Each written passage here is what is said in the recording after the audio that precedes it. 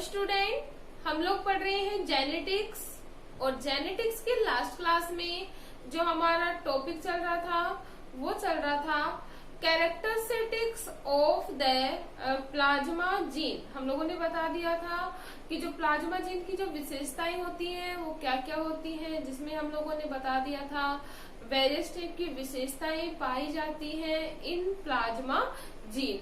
ठीक है, ये टॉपिक हमारा लास्ट कंप्लीट हो गया था। प्लाज्मा जीन की जो मेन कैरेक्टरिस्टिक्स थी उनके बारे में जो सबसे पहले एक्सप्लेन किया था वो किया था एक महिला साइंटिस्ट थी, नाम था उसका रूथ सेगर। रूथ सेगर ने सबसे पहले इनके ऊपर एक्सपेरिमेंट किया एक एल्गी के ऊपर, और एल्गी जो थी वो कौन सी थी, क्लेमाइडोमोनास। क्लेमाइडोमोनास के ऊपर जो रूथ सेगर है उन्होंने एक्सपेरिमेंट करके जो प्लाज्मा जीन की जो कैरेक्टरिस्टिक्स है उनके बारे में बताया।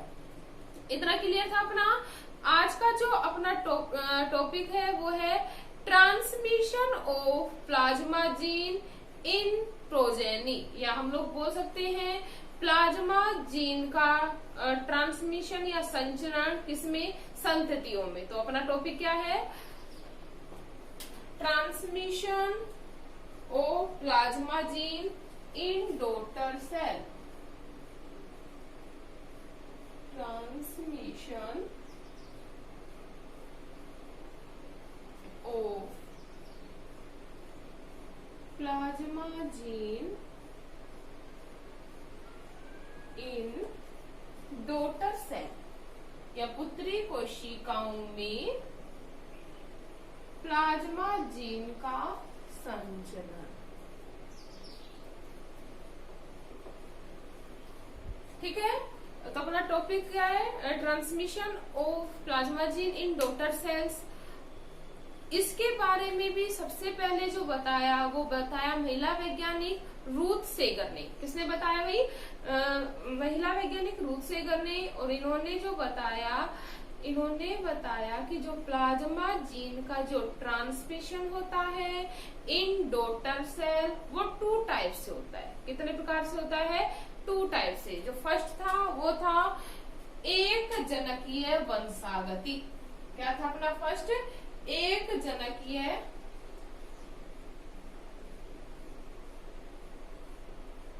वंशागति। और जो दूसरा है वो है द्विजनकीय वंशागति। द्विजनकीय वंशागति। कितने टाइप से हो रहा है transmission of plasma gene, 2 type से। कितने, फर्स्ट है अपना एक जनकीय वंशागति और जो सेकंड है अपना वो क्या है, द्विजनकीय वंशागति। हम फर्स्टली बात करेंगे एक जनकीय वंशागति के बारे में। क्या होता है एक जनकीय वंशागति। फर्स्टली हम बेसिकली बात करते हैं। जैसा कि मैंने आपको ऑलवेज बताया है कि कुछ जो नाम है उनके जो वर्ड्स है उसके अकॉर्डिंग हम उसे एक्सप्लेनेशन कर सकते हैं। तो जो एक जनकीय वंशागति होती है, मतलब एक का मतलब एक, जनक का मतलब जनक से क्या जा रहा है, जेनेटिक मटेरियल। किसमें, इन डॉटर सेल। क्या कहलाएगा, एक जनकीय वंशागति। क्लियर है, वापस से देखना। इस प्रकार की जो वंशागति है इसके ऊपर, इसका जो प्रैक्टिकल किया वो किसके ऊपर किया, क्लेमाइडोमोनास एल्गी के ऊपर। किसने, रूथ सेगर ने। क्या बताया, प्रैक्टिकल करके निष्कर्ष निकाला कि इस प्रकार की जो वंशागति होती है इसमें क्या होता है, कौन सी वंशागति की बात करेंगे, प्लाज्मा जीन की। कौन सी वंशागति की बात करेंगे भाई, प्लाज्मा जीन की। तो इस प्रकार की जो वंशागति होती है उसमें एक ही जनक से जेनेटिक मटेरियल का या प्लाज्मा जीन का ट्रांसफर होता है इन डॉटर सेल। क्या कहलाएगी, एक जनकीय वंशागति। सबसे इम्पोर्टेंट जो फैक्ट होता है हम लोगों को पता है, जो जनक से जाएगा वो कौन सा, किससे जाएगा, मैटरनल। कौन सा कैरेक्टर जाएगा भाई, मैटरनल कैरेक्टर। या मात्र लक्षण जाएगा, वी ऑल नो दैट, क्योंकि साइटोप्लाज्म में जो जेनेटिक मटेरियल की जो कंसंट्रेशन ज्यादा होती है वो किसके में होती है, माता के में। किसके में होता है, माता के में, प्लाज्मा जीन की कंसेप्ट के अकॉर्डिंग। ठीक है, तो जो ये लक्षण जाएगा डॉटर सेल में वो किससे जाएगा, माता से जाएगा। इतना क्लियर है। नेक्स्ट अगर हम बात करें मैटरनल कैरेक्टर जाएगा, जो रूथ सेगर है, इन्होंने जो मात्र और पितृ लक्षणों से प्रदर्शित ना करके, किसको, जीन को, माता और पिता के लक्षणों से शो नहीं करके इन्हें 2 स्ट्रेन में डिवाइड किया। कितने स्ट्रेन में डिवाइड किया भाई, 2 स्ट्रेन में डिवाइड किया, जिसका नाम दिया MT positive, MT plus and MT minus. क्या दिया, एमटी प्लस व एमटी। क्लियर है इतना। ये क्या है, मैटरनल, ये पैटर्नल। प्लस का मतलब वी ऑल नो दैट, इतना तो हम लोग जानते हैं। पॉजिटिव का मतलब क्या है, डोनेट करेगा। पॉजिटिव का मीनिंग क्या है, डोनेट। तो जो मैटरनल इफेक्ट होगा वो पॉजिटिव के द्वारा पॉजिटिव स्ट्रेन शो करेगा। इसे हम बोल सकते हैं स्ट्रेन या प्रभेद। ये भी क्या है, प्रभेद। ये माता का गुण होगा और ये पिता का, क्योंकि हम लोग जानते हैं पॉजिटिव का मतलब डोनेट, और डोनेट कौन करेगा, जिसके पास मोर होगा। जिसके पास क्या होगा, मोर होगा। ठीक है, तो एमटी पॉजिटिव और एमटी नेगेटिव के द्वारा डिनोट किया किसमें, एक जनकीय वंशागति में, या फिर हम लोग बोल सकते हैं ट्रांसमिशन ऑफ प्लाज्मा जीन में। इसके साथ ही साथ इन्होंने बताया कि एक जनकीय वंशागति में जो दोनों ही स्ट्रेन है, क्या है, दोनों ही स्ट्रेन है, जो जिसका साइटोप्लाज्म में लगभग जो जीन्स होते हैं, या हम लोग बोल सकते हैं जो जेनेटिक मटेरियल होता है वो लगभग समान होता है। इसलिए जो मोर जो डोमिनेट कैरेक्टर होगा वो किसका होगा, मैटरनल कैरेक्टर। तो ये थी हमारी एक जनकीय वंशागति। ये क्लियर है। तो एक जनकीय वंशागति में कौन सा कैरेक्टर शो होगा, मैटरनल कैरेक्टर। ऑलवेज कौन सा, क्योंकि हम लोगों को पता है, हम लोगों ने अच्छे से पढ़ा है व्हाट इज मैटरनल इफेक्ट। ठीक है, तो निषेचन या संयोगन की क्रिया के बाद सिर्फ मैटरनल इफेक्ट शो होगा, पैटर्नल इफेक्ट शो नहीं करेगा। अब बात करते हैं हम द्विजनकीय वंशागति के बारे में। जैसा कि नाम है बाई पेरेंटल इनहेरिटेंस। क्या है, बाई पेरेंटल इनहेरिटेंस। द्विजनकीय वंशागति के बारे में सबसे पहले बताया रेमानिस तथा सेगर, मतलब रूथ सेगर के साथ एक वैज्ञानिक और थे जिन्होंने प्रैक्टिकल किया द्विजनकीय वंशागति के लिए, रूथ सेगर व रेमानिस ने। रूथ सेगर व रेमानिस ने प्रैक्टिकल किया किसके ऊपर, क्लेमाइडोमोनास पर।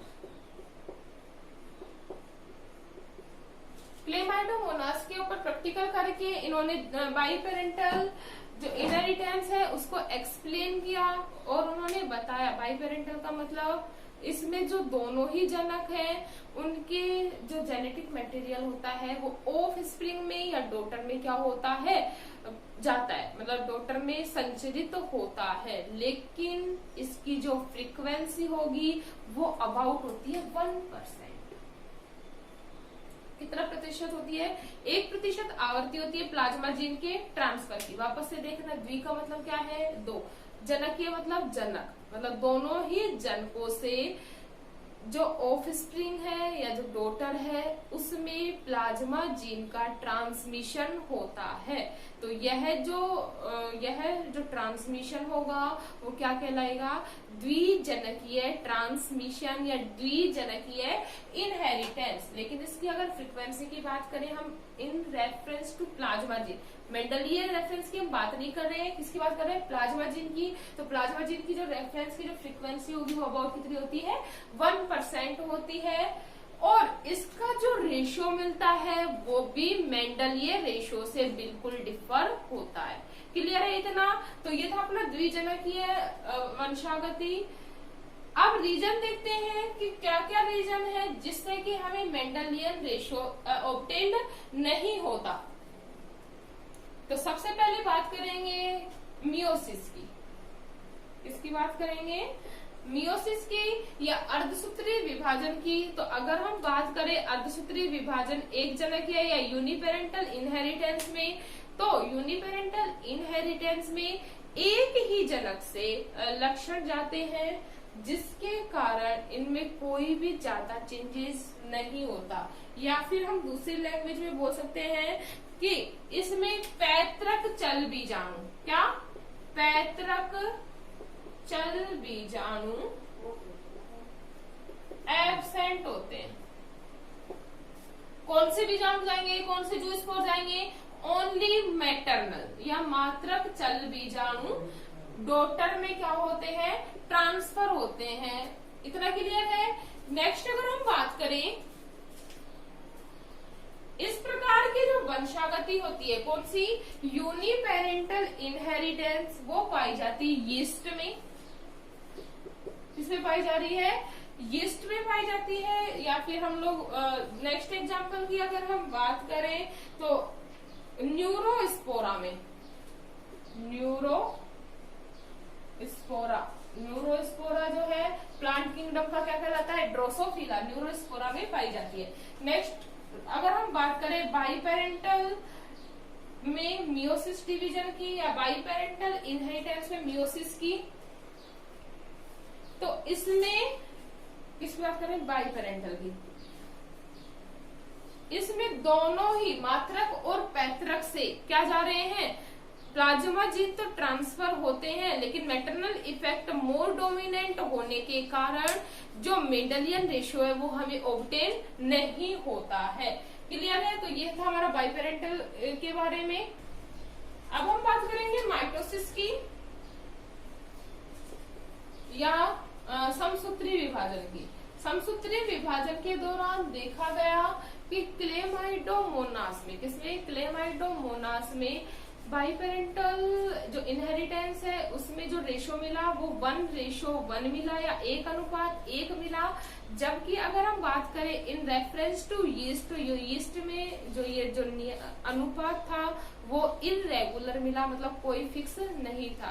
तो हम लोग बोल सकते हैं इन्हें इजी वे कि बाइपेरेंटल जो इनहेरिटेंस होता है उसमें मेंडेलियन रेशो नहीं प्राप्त हो सकता। रीजन क्या है? मैटरनल जो प्लाज्मा जीन है वो मोर डोमिनेंट होने के कारण। तो इनका जो मियोसिस और जो माइटोसिस होगा वो भी हमें एब्नॉर्मल प्राप्त होगा। क्लियर है? तो ये था हमारा transmission of plasma gene in daughter cell.